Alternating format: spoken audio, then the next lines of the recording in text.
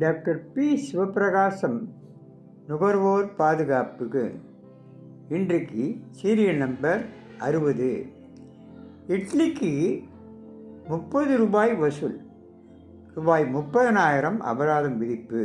விழுப்புரம் வழுதரெட்டியைச் சேர்ந்தவர் ஆரோக்கியசாமி, வயது 55.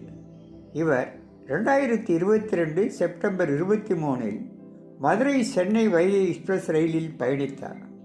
திருச்சி ரயில் நிலையம் வசந்தம் கேட்டரிங் 30 ரூபாய் விலையில் 2 இட்லி பார்சல்களும் 2 வடை 20 ரூபாய் என மொத்தம் 80 ரூபாய்க்கு வாங்கினார். இட்லி பார்சலில் அதிகபட்ச விலை 26 ரூபாய் என குறிப்பிட்டிருந்ததால் 2 பார்சலுக்கு கூடுதலாக வாங்கிய 8 ரூபாயை திருப்பி கேட்டார்.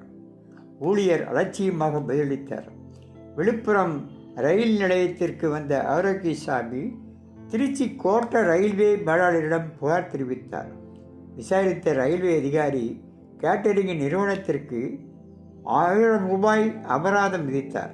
ஆனால் ஆரோக்கியசாமிக்கு 8 ரூபாயை வழங்கவில்லை. இது குறித்து விழுப்புரம் நுகர்வோர் கோர்ட்டில் ஆரோக்கியசாமி வழக்கு தொடர்ந்தார்.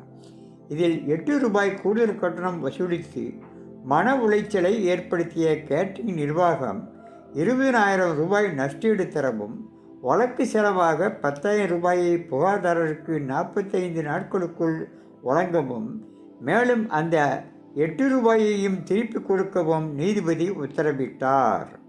வணக்கம்.